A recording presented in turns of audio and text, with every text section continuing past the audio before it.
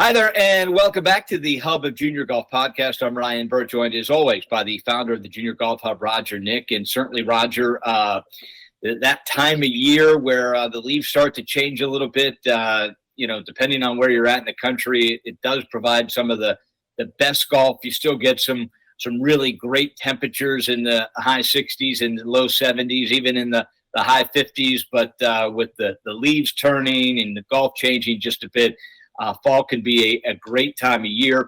Of course, college golf, Roger, one of the few sports in the NCAA that does a two-season tier where they play an abbreviated fall schedule, then, of course, come back with the long spring schedule. But, college golf certainly in full swing right now. As I see we have our first guest, Roger. Someone that is no stranger to you. I'll let you give Sam a little introduction here, and let's get this underway. Absolutely. Hey, welcome, Sam. How are you?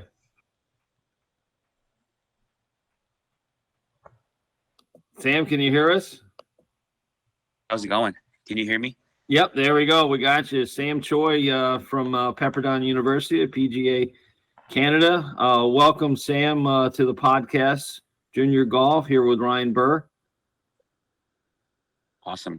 Thank you. Yeah. Thanks for having me. Absolutely. Well, Sam, Sam, you've come to us through a mutual friend, Chris Nyland, who's helping you out to get started on your professional journey.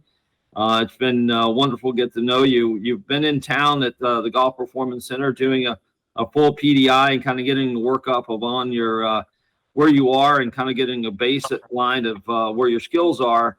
Obviously, they're very good because you're out there winning already on tour. But you came from Pepperdine University through the way of University of New Mexico, where last year you were, 11th on the PGAU, I believe it was? That's right, 11th, yeah. Yeah, and you earned your status out there on the PGA Canada? Yep. Awesome. What a great journey, but getting to know you has been pretty amazing, and listening to kind of where you've grown up and then how you got to University of New Mexico and obviously where you are now. So we're excited to hear your story. I know Ryan Burr is excited to hear it. He's a big fan. So yeah, absolutely, Sam. First of all, congratulations on all your success. It's been really fun to watch you for sure. Definitely want to get into the full journey, but this is the Hub of Junior Golf Podcast. So, Sam, let's just start at the beginning for our listeners and viewers. Why golf? How did it happen? And how early were you hooked? Okay. So I started playing golf when I was 3. That's when I pick up golf because I naturally pick up because my dad is a big fan of golf. He's one of those guys who, wake up at 4 a.m, go to the range, and then he'll go to the range. My mom, and yeah, I mean, every morning now I'll go with my dad. I'll play with the golf balls. I'll go in the bunker and make, just like play with sand. And then I actually got into golf club accident. I got hit by a golf club when I was 4. So I stopped playing golf for a couple of years and walk up to my dad. Hey, Dad, I think I can start playing golf again. It was kind of boring. I want to start again. So I would say when I was 8, that's when I really started playing golf. Yeah, and then since then, time. So let's jump in. Let's jump in as an 8-year-old Sam Choi. You'd taken a couple of years off after the accident, and obviously your dad was pretty excited to hear that you were wanting to come back to the game. Did you ease into it? Was it you knew this is what you wanted to do? Were you playing tournaments as an 8, 9, 10-year-old in Korea? Kind of give us as you decided to get back into golf, how competitive were you as a really young kid? Before then, I was doing martial arts like taekwondo and stuff, and then once I started playing golf again, like thing clicked. Oh my gosh, this is it. Like I'm gonna do this for my whole life, you know. Wow. And then 2 weeks after, I played this like local event near my house.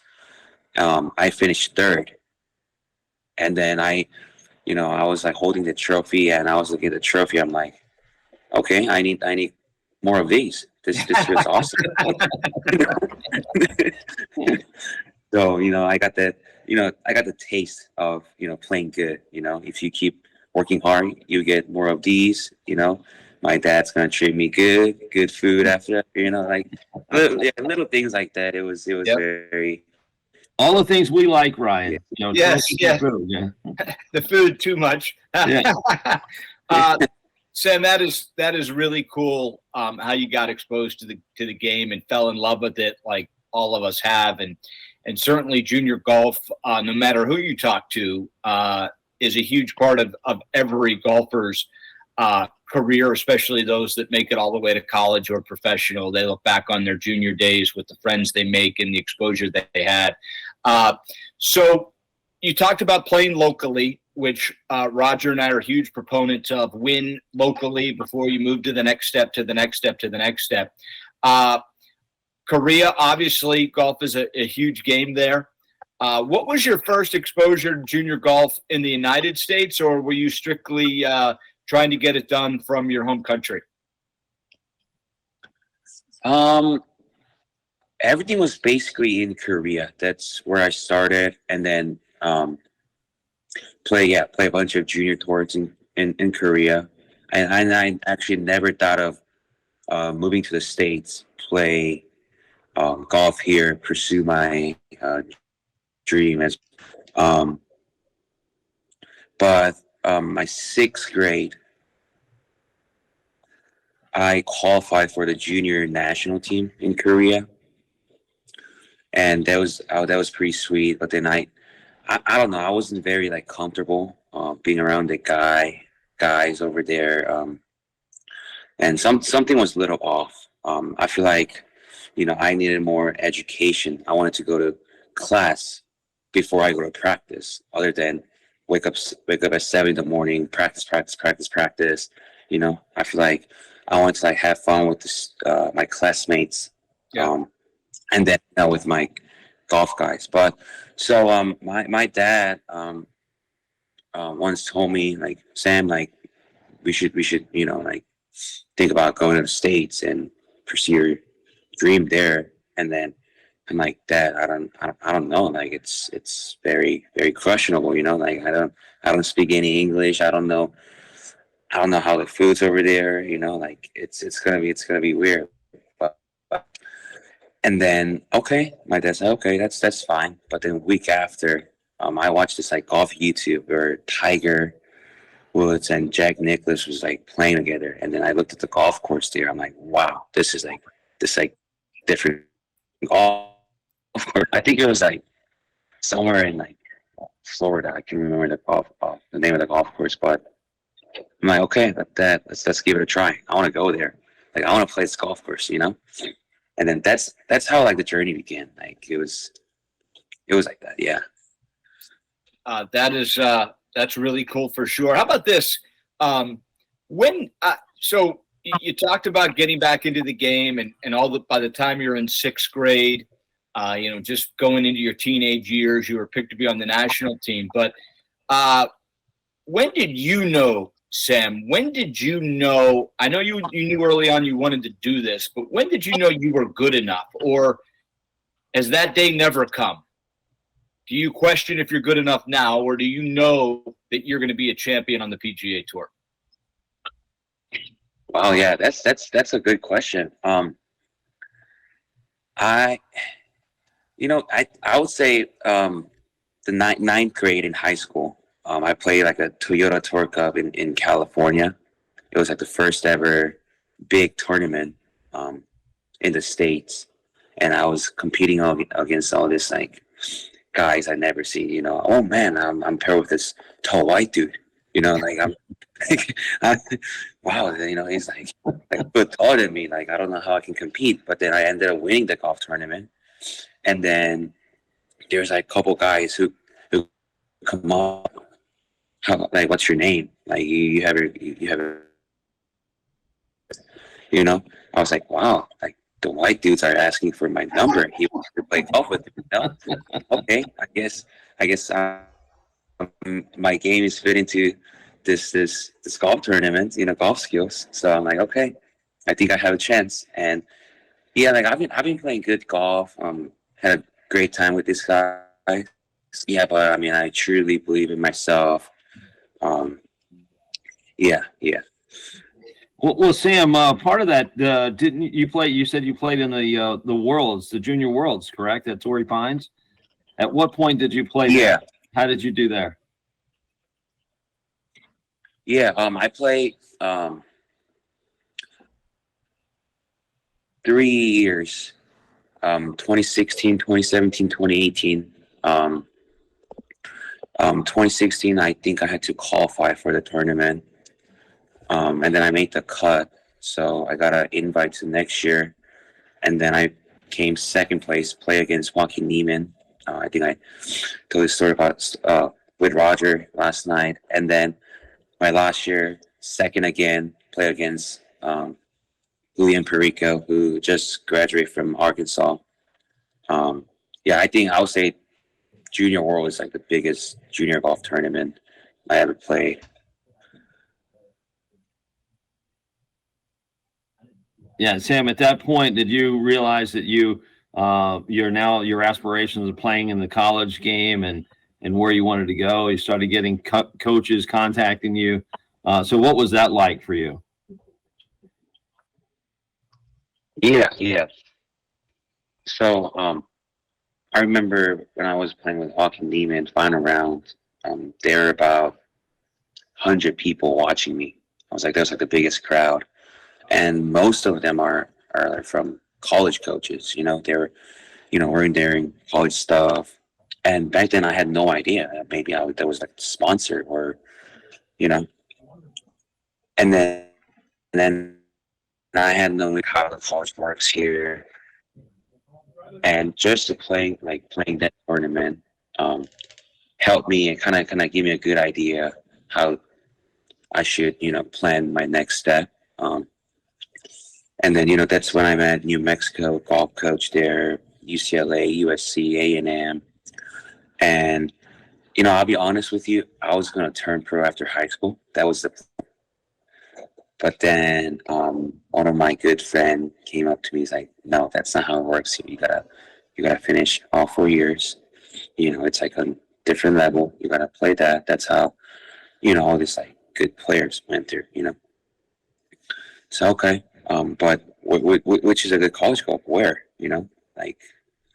is Berkeley a good school? Is Oklahoma a good school? And yeah, but I ended up going to New Mexico because I really like the facilities there, coaches,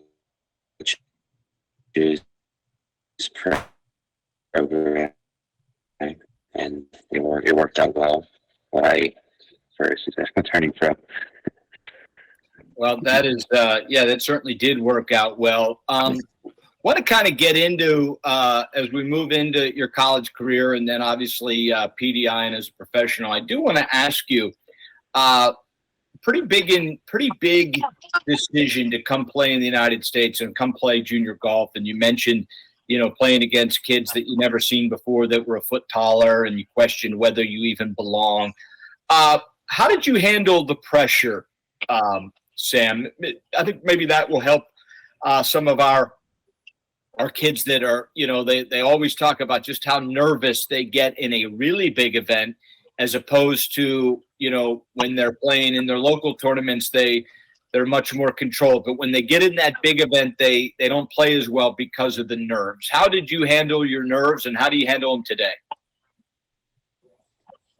Yeah, that's a really good question. I still get nervous playing in all these tournaments. The nerve, it's just there, but I try to stay in the present, enjoy the moment. When you try too hard, and you want to, when you want to make birdies, putting too much pressure on yourself, sometimes, you forget how good you are, how how practice, how, sometimes you forget that. You just go out there, you look at the golf ball and you just start swinging hard. And when you hit it bad, you get pissed, you don't want to do that, just gotta calm down a little, just look around, see, enjoy the golf course, fun, throw some jokes. That's how I do it. Yeah. Yeah.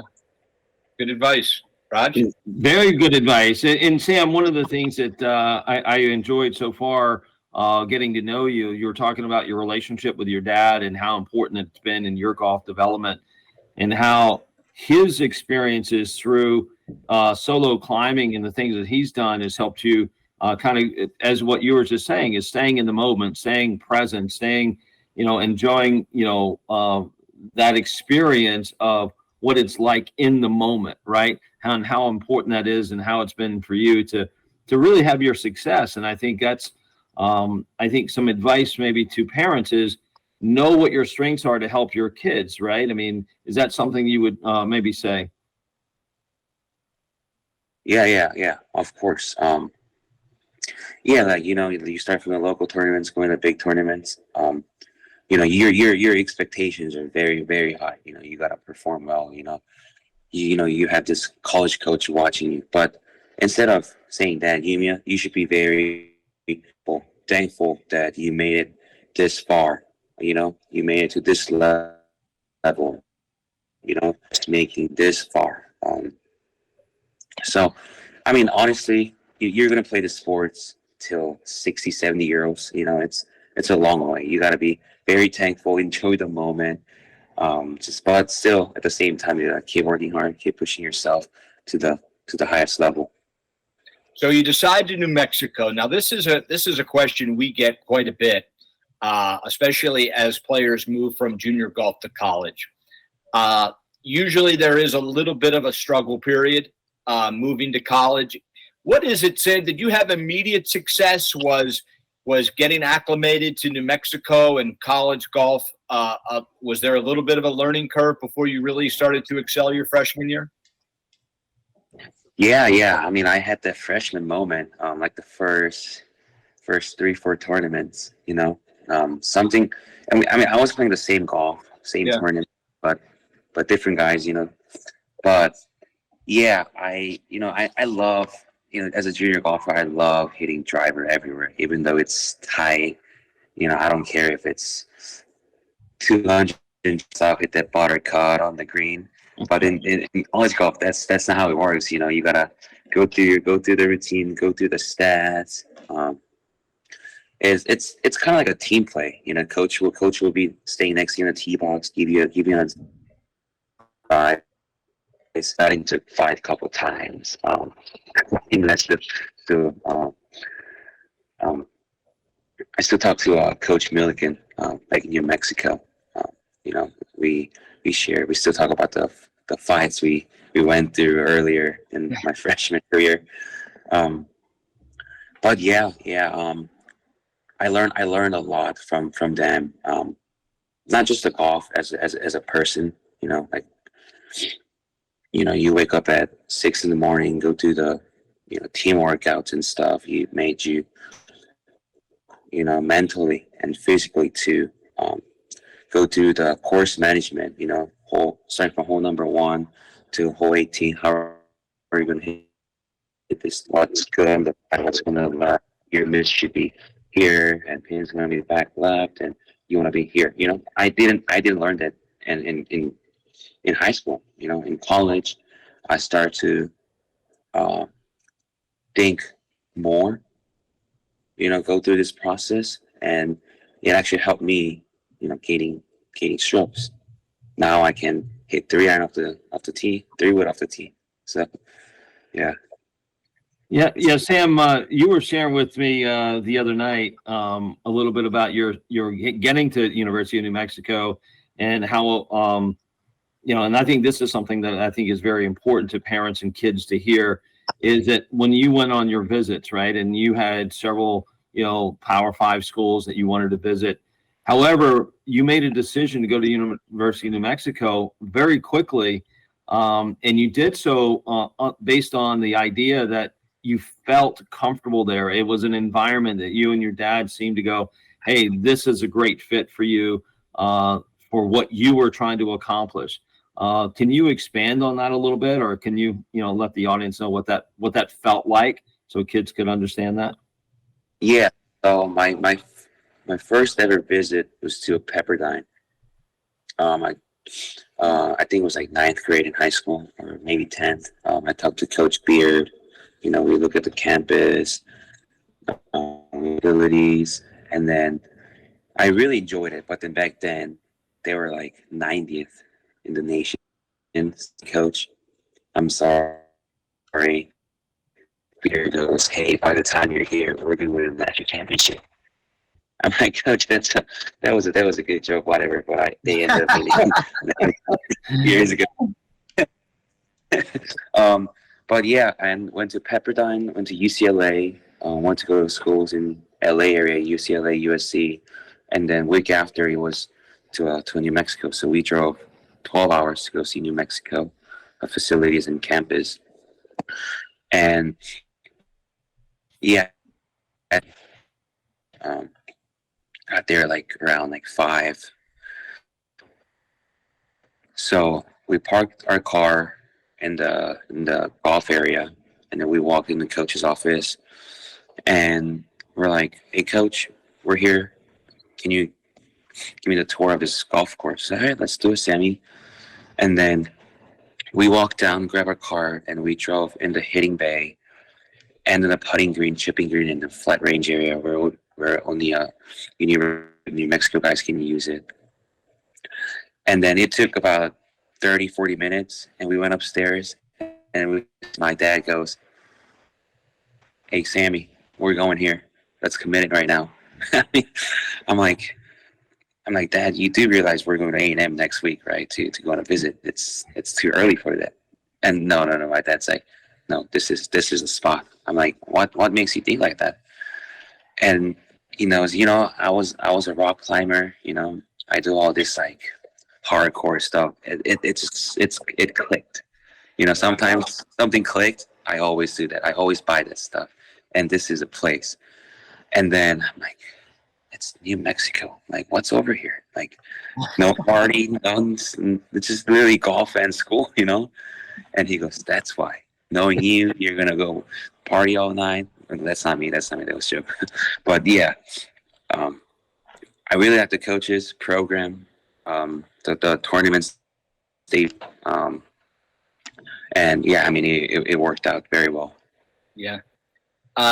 Quickly, obviously COVID happens, that whole ordeal. Everyone gets another year. You end up transferring to Pepperdine. So give us that quickly. Yeah. Yeah. Great 4 years in New Mexico. And then the PGA Tour U happened. So I wanted to do myself to compete in a better tournaments. That was the biggest reason why. And then I've always wanted to come back to California because that's where I grew up. And yeah, and went to Pepperdine. It's like 2 different schools. They're all great. Both are great schools. Really enjoying see the ocean view of Pepperdine and flying private jets, and yeah, it was a cool experience. Yeah. And you really embraced. I mean, the PGA Tour U has changed the way players think about how to become a professional now, because there's no path like it, right, Sam? I mean, it's the best thing in the world for a player that wants to become professional, because if you play well enough in college, it bypasses so many of the hurdles. Oh, it's big time. That's like the biggest thing ever. I mean, because like back then, I remember when I talked to my old teammate, they'll play 4 years in the college, and after that, I'm nobody. Like I gotta go through the mini tour stuff again. You might want to start applying for the job, but having PGA Tour U, now it's like you have something to play for. You knowing if you play good in tournaments, you're gonna see your name in the leaderboard. if you finish top 20, you're getting to PGA Tour Canada. 10, Corn Ferry, finish number 1, PGA Tour. It's been, Amazing. it's very, very fortunate to have these. Well, that's a great story, and certainly congratulations. I want to get in a little bit because so many of our listeners and viewers are aspiring, Sam, to make it to college golf one day. We talk pretty routinely on this podcast about practice habits, about making yourself better, about once you hit a plateau, how do you take the next step? Certainly, what Roger and the folks at the Performance Center are doing is maybe different than some of the other academies out there as they've developed PDI. Give me your first exposure to PDI and why you bought in. Sorry, guys. Can you explain that one more time? I was Sure. in a bad connection. You obviously have a great college career. What happens at Pepperdine is fantastic as you kind of put yourself onto that world stage. I want to ask you about the Performance Center, PDI, and so much of this podcast, Sam, is trying to make the players better and things that they can do. And I think we all agree that PDI it's the future of training for golf because it takes the things that ultimately allow you to become better and shows you what you need to work on. So I'm curious, your first exposure to PDI and what were your thoughts? Yeah, my first experience with PDI was in New Mexico. They flew down to New Mexico. We did some trainings, I guess. We went to the physical stuff and then a golf skill stuff. And then, it took about 40 minutes. I didn't know I was there. Roger was there. Great guys. At first, I was like, they were great guys at first. Yeah. He was saying, what is this stuff? Why am I doing this? Yeah, I was like, Coach, I know how to hit draws, fades. Do I really want to do this right now? I gotta go to lunch with this girl, But then I ended up show up, and then I'm like, whoa, this is awesome.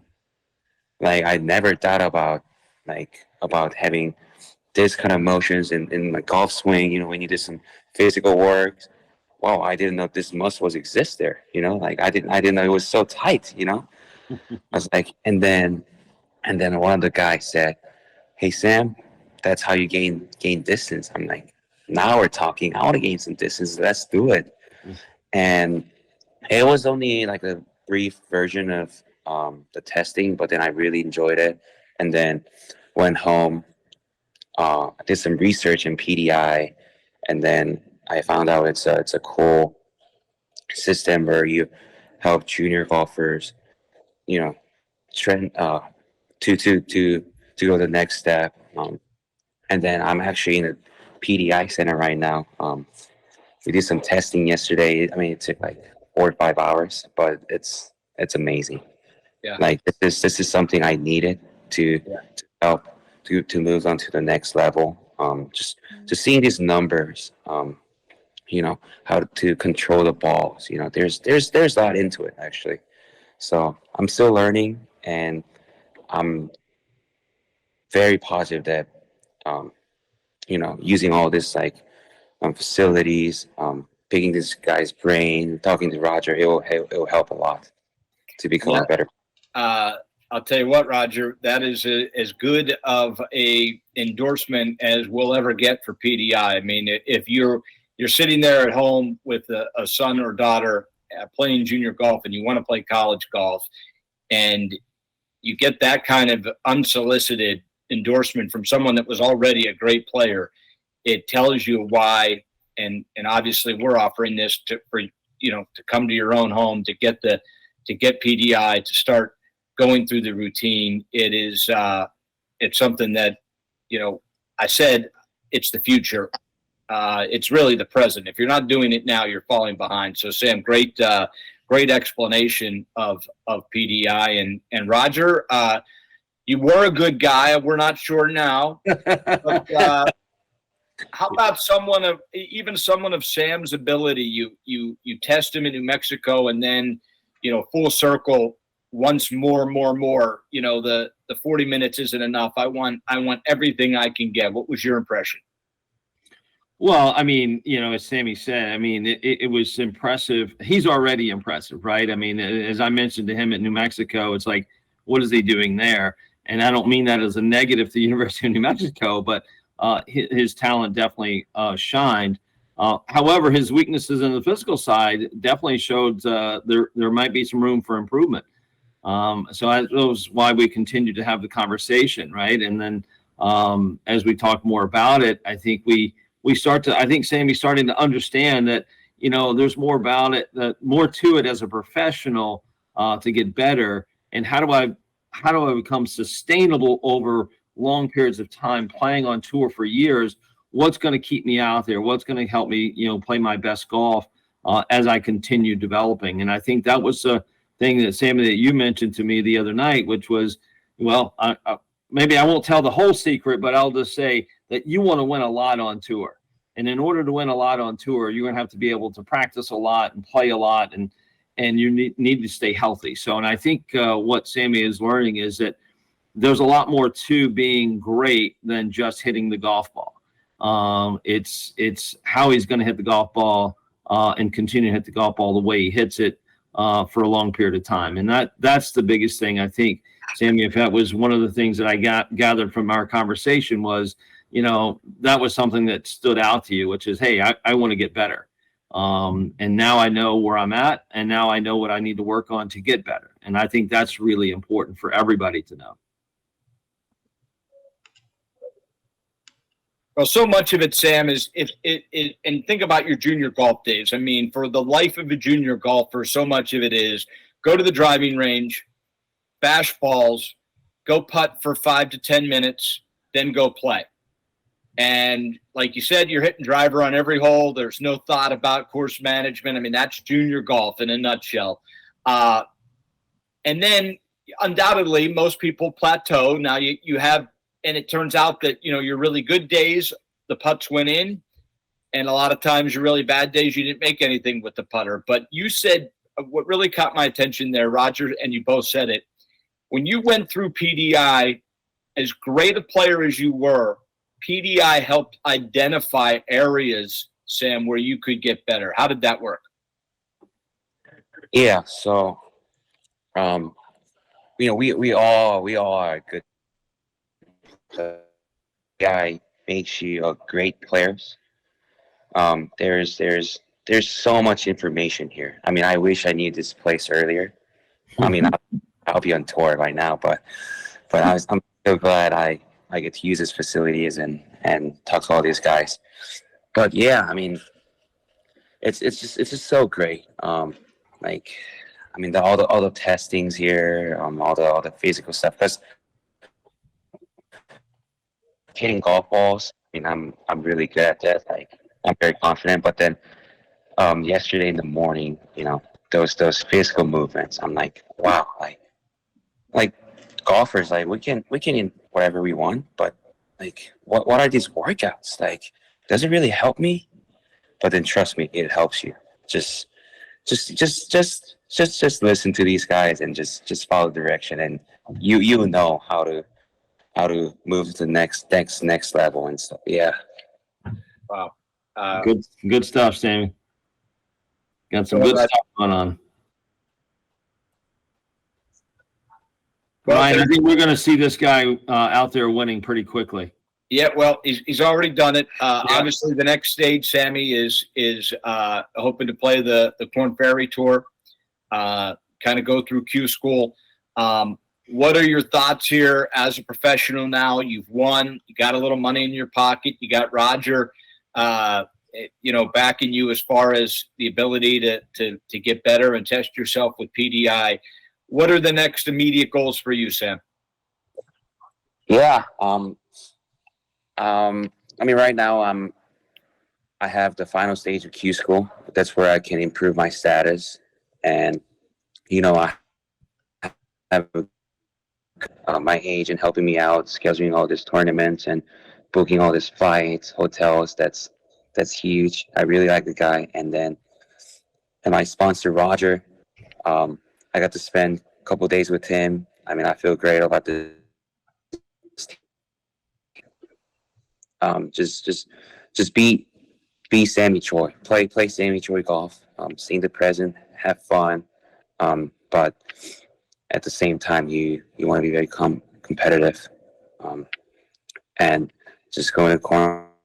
I mean, it would take couple tournaments to get the hang of it, get used to it. But I mean, having guys like this, it would be fun to just play in the Corn Ferry and see where I'm at.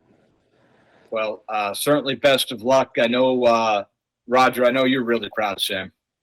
100%. I mean, we see some good things from a golf perspective, but even better so as a person, really grounded, really positive, and really motivated to be successful for himself, which is great. So yeah, really excited for Sammy and the next steps, and I think we're going to see some great things here. So pretty awesome. Well, Sam, you can get back to work. I know if you're at the Performance Center that it's time to start that workout. So best of luck. We'll be following you. Certainly, you got a lot of fans now here from the Hub of Junior Golf podcast. So best of luck, and we'll talk to you soon, Sammy. Roger, Ryan, thank you so much. It was fun. You bet. Thanks, Sammy. We'll talk to you soon. Thanks to the junior golfers, and good luck to you guys too. All right. Thank you, Sammy. Thanks, Sammy.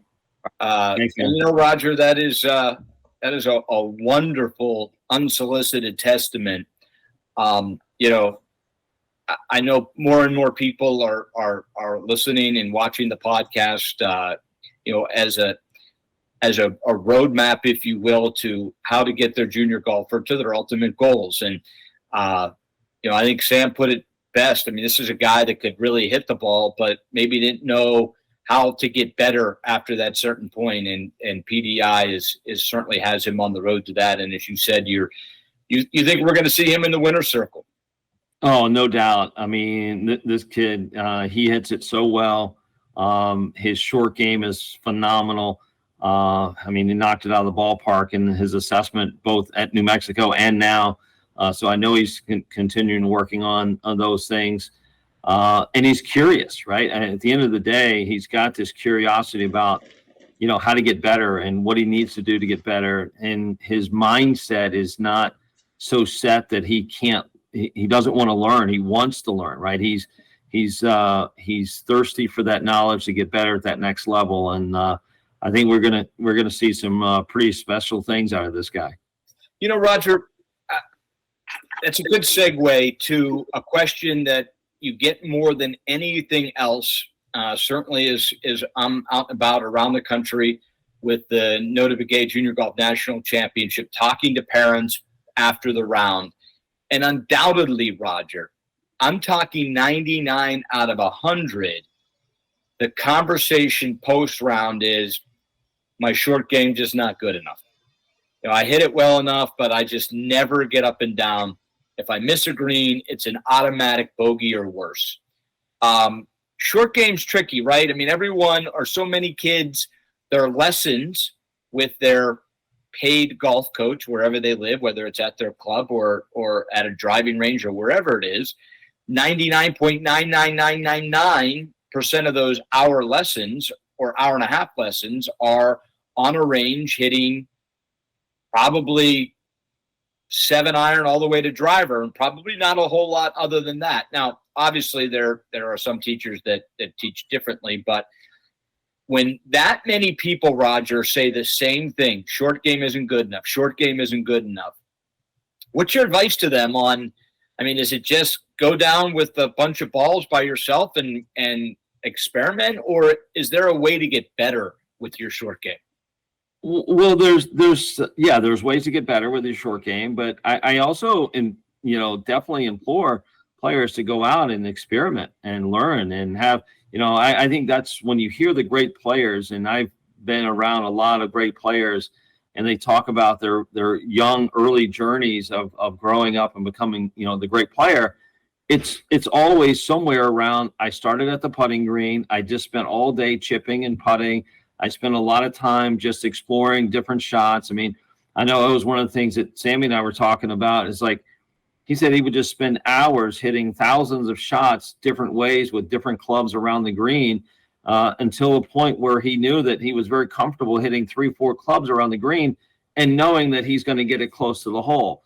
And then obviously playing up and down games with himself and with his buddies, where it wasn't so much instruction that drove him to that. It was more curiosity of, hey, I just want to just get the ball in the hole. And it's one of those things I think has resonated with him as we talk about it, right? Because we talk about it. It's about getting the ball in the hole least amount of strokes possible, not about how you do that necessarily, right? So there's an efficient way, and then there's your way, right? So it just really depends. And I think you hit the nail on the head. So many people focus on just a swing mechanic and not developing golf skills. And that's one reason why that we developed the PDI was to help people understand where their golf skills are, right? And where their physical skills are and where their mental skills are. And I think once you start to understand that skills and mechanics are two different things, you have a better understanding of what you need to actually then focus and work on. And I think, yeah. So let's take that and take it to the next level. So you're junior, really good player, he or she, short game is the weakest part of their game, and they're down there working on it. They're spending hours on it. But you also notice that every chip they hit is out of the toe of the club and not the middle. So then there is probably something technical that is causing them, and that might be, I mean, are you saying that if that's how you do it, to just keep doing it and try to get better at it, and you can become a great chipper even if you're hitting it off the toe? Well, I'll tell you, some great short game players would say they hit every shot off the toe or off the heel. Tom Kite used to say, and he was known as one of the greatest wedge players out there. His, wear marks were much closer to the heel of his club than it was the center of the club. And he always, he used to say he was just meters away from shanking every shot, and he knew he was hitting it well, right? So I think there are some things there that it gives you autonomy to build your skill, right, in mechanics. Now, again, back to there are reasons why you may be doing those things, which is why we do the physical assessments and why we do other things, because you may be adding function to dysfunction, right? So you may be adding great golf skill on top of how you're not moving well, and you don't even know it, right? So there are a lot of, there is a lot of that happens that, which is why, again, back to part of why we do the assessment and why we do the PDI is that it may be that your wedge game will get better because you're now actually moving onto your left or staying onto your centerness, if you will, more often, right? So now that moves the ball closer to the center of the putter or center of the wedge versus off the toe. So most people just don't even know that. So they don't even know why they do that. So I think that's one of the great things about what we do with the assessment is, it's what you do is your skills, and it's why you do it, and then how do you improve it, right? So if we can help someone like Sammy or any other player for that matter, any junior golfer out there, have a basis to where they are to say, if you want to improve, here are the things you need to know, right? And I think that's really difficult when you're only focusing on golf swing technique. Okay. For now, all the people that are hooked and are ready, what is the best way to start this process? I know there's a self-assessment, and then ultimately, are we booking a trip to the Performance Center for what Sam just went through? What are the options here for the players around the country that have heard enough and they're ready to start their PDI journey? Absolutely. You can go to mygolfpdi.com. There's a link there that says find a coach in your area. That we have more and more certified coaches coming on board every day. You can reach out to Danny Randolph, and he can actually set up a time. We can either come to you if you have a group of kids or a team, a high school team that you want to do PDI with. We can come out and see that. Or if you're down at Academy as well. And if not, you want to come to GPC and go through it here, you can do that as well. We can set up a time there. Danny can help us out with scheduling those, or reach out to myself at roger@thegolfperformancecenter.com, and I'm happy to schedule a coach guided assessment or a full assessment. Yeah. And as we talked about, it certainly is going to become a huge part of the recruiting process. We pretty much talk about it on every podcast, but there's a great testament from Sammy Choi and a better explanation from Roger on how PDI could leak all the way down and help you with different parts of your game that you wouldn't even realize make the connection. That if you are hitting it out of the toe or the heel, that maybe there's a functionality that is causing that. And PDI certainly goes a long way to correcting that. Roger, certainly wonderful to hear these journeys. I always like to say everybody has a story. Some are just better than others, and certainly Sammy Choi is a really good story. Certainly we want to hear from you. At Ryan Burr on Twitter, and as Roger said, there's a lot of different ways, or I guess it's called X now, Roger. But the other way is obviously however you view or listen to this podcast, leave your remarks, and certainly if you're looking for advice from Roger or ways to get in touch with different people, we can handle that. So just get in touch with us, and we'll take it from there. But boy, Roger, he's impressive. It's interesting to hear about a kid that fell in love with the game and the challenges that he took on coming to the United States. It's a pretty cool story. Yeah, it's a great story. And like I said, he's a great human being, and he just loves it. And you can tell the joy there that he gets out of hitting a golf ball or just being around it. You can feel it. He exudes it. And again, that's a big part of it, man. You got to love this. If you're going to spend the rest of your life doing it and doing it well and playing and making money at it, you better enjoy it. That's a big part of it for sure. Yeah, no doubt. Have fun. That is, as we say, if you're not having fun or your player's not having fun, the reality is it's never going to work. No matter how good they are or how bad as a parent you want it. If they're not like Sam, where it's just, I want this so bad. I want to do this. This is fun for me. It's going to be an uphill challenge, because if it's not fun and it becomes a job, and if it becomes a job and you're putting, multiple hours in a day as a kid, that's not a great experience. So try to keep it fun.